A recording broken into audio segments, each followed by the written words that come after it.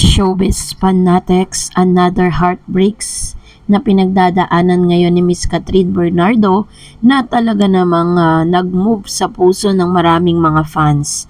Ang lahat ng yan, but before that, if you haven't subscribed yet to my YouTube channel, please don't forget to like, share, and subscribe at hit mo na rin ang notification bell for more showbiz updates. Hindi pa man natatapos or nakakaget over ang isang Catherine Bernardo sa paghihiwalay nila ni Mr. Daniel Padilla or yung kanilang breakups, ay panibagong pagsubok na naman ang kinaharap ngayon ng isang Catherine Bernardo dahil sa isang balitang hindi niya inaasahan.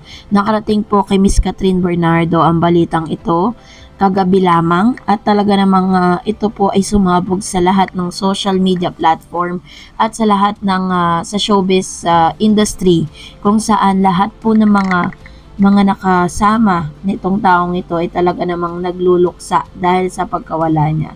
Sa Instagram post po ni Miss Catherine ay inilala niya si Lolo Sir. Panoorin po natin ang kabuuan ng kanyang Instagram story. I need no soft life to enchant me.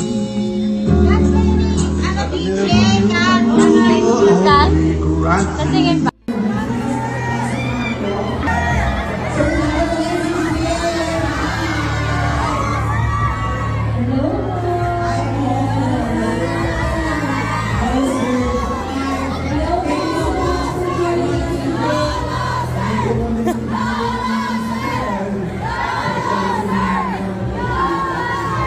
Yes. Thank you for coming. Special birthday, Mrs. Of course, my friend is here. Bye, so Papa is also here. Hi, guys. Hi, guys. Pwede ka mong bumati sa ating mga kapamilya ngayong gabi ito. Huling-huli po mga kaibigan. Huling-huli. Naubos na po. Nasa dining ka. More than half na po. Yes po, yes po. So, beach and Titos. Kayong dalawa lang po muna sa tinalo. Si-share pa. Ubusin din naman. Okay. Sharing. Pwede na kami mag-film, Ken? Sige pa, sabagin ko na lang po.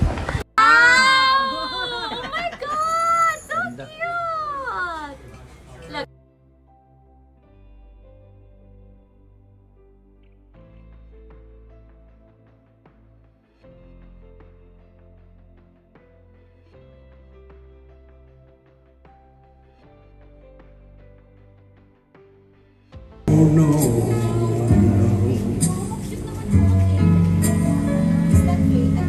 it's just the nearness of you.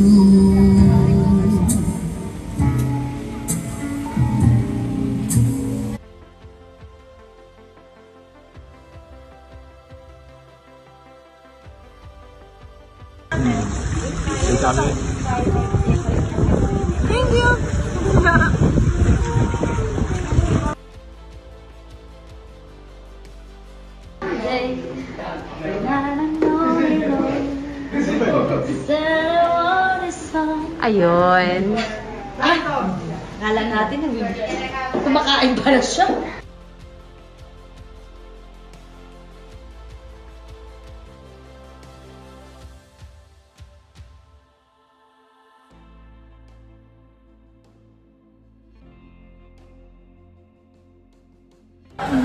Job well done. Yeah, you like And then, thank Super. you so much for arranging that I was able to come.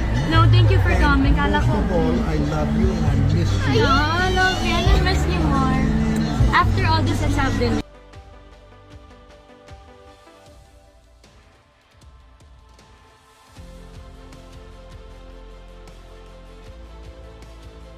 Ito po yung letter na talaga namang nag-trend nung ipinost po ni Miss Catherine, no, habang inaalala niya yung kanyang sulat kay Lola Sir. Pasahin ko, I didn't expect to be close to you. Thank you, I'm crying again as I compose this message because I realize this is it. It's finally over. I won't get to see and hear your laugh every morning. I won't get to hug you as often. I won't be able to hear Nievas coming to me saying, ano daw snacks mo, sabi ng lolo mo. I won't be hearing Dij telling me, wag kung ano-ano pinapakain mo kay Tito Ron, yan ka na naman. I won't get to go to your dressing room just to hug you, whatever I feel sleepy or moody. And I won't be able to help you with your phone anymore whenever you get confused. I won't get to eat all the yummy meals with you as often. I won't get to do scene with my favorite person anymore. But as they have always say, no goodbyes, the memories we shared for a year will always be in your heart. You know that I will always be here for you, right? Kung makulit si Ali, mas makulit si Kat, I will always protect you and check on you because we always want what was the best for you. Seeing you happy, make us all happy. I'm saying this on behalf of your trusted circle. Ayun. So, sa pagtatapos ng kanyang letter, sabi niya, I love you so much, my lolo sir. Ali, Pot, and Kat are both lucky to have experienced this journey with you. From the bottom of my heart, thank you, Tito Ron. You are the lolo I never had. Ayan. So, dahil po dito sa kanyang letter na ibinigay nga kay Mr. Ron Valdez, also known as Lolo Sir, ito yung kanyang tugon, ano. Sabi niya, aga-aga pinapaiyak mo ko, kainis ka. Everything I said, you said right back at yeah, all those feelings I feel for you as well. I think this is a mutual admiration society. You will now and forever be my very much loved Pip Apo. Now that you will always be in my heart because you're special to me. Hugs and 1 million kisses. Mwah, mwah, mwah, chup, chup, chup. Ayun. So, ganito ka-sweet yung kanilang letter to each other. Pero, yun nga, as I've said earlier, nagluluksa po ang isang Catherine Bernardo kasi nakita natin kung gaano niya po kamahal itong si Mr. Ronaldo Valdez, also known as Lolo Sir, dahil despite po dun sa kanyang kalagayan ay hindi niya po nalimutan na supportahan si Catherine. Pumunta pa po siya at nanood ng Very Good Girl na movie po, na blockbuster movie ni Miss Catherine Bernardo, na talaga namang na-appreciate ni Miss Catherine Bernardo, ano. Talaga nakita natin yung strong bond nila. And I know that this is gonna be very hard for Catherine Bernardo as of now dahil talagang sobrang love na love niya ang isang Lolo Sir, ano. Ronaldo Valdez farewell scene with Catherine Bernardo in premonition of the veteran's actor's departure. Appointment scene of unfolded between Catherine and Bernardo Ronaldo Valdez in a popular TV series Too Good to Be True seemingly indicated Ronaldo Valdez farewell.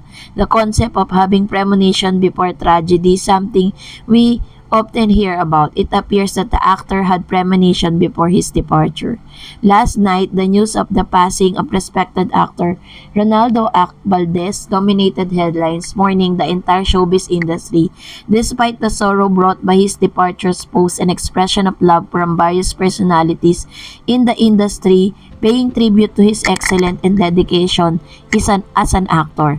One particular scene in Too Good to Be True caused attention, featuring Catherine Bernardo and Ronaldo Valdez together in that scene. There seems to be unusual emotion enveloping their conversation, and their lines here is, "It is the time has come, Lolo Sir is signing off." Over and out appear to be poignant farewell. Well, kung nagustuhan mo ang video na ito, huwag mo kalimutang mag-like, mag-share, at mag-subscribe, at i-follow mo na rin ang aking Facebook page, Dareds TV. And also, I have my TikTok account, which is Dareds TV. Pwede nyo rin po akong i-follow doon. Thank you for watching, guys. God bless everyone!